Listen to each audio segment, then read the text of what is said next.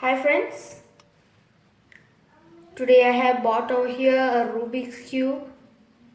Now, you might be wondering how to solve this, but in this video, I'm not going to show you how to solve it, but I'm going to show you how to fix it.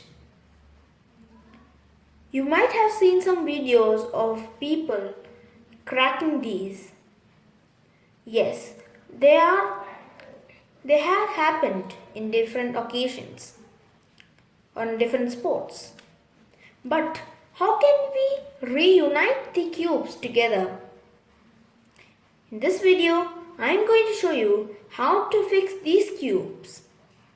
So, let's move on to the fixing.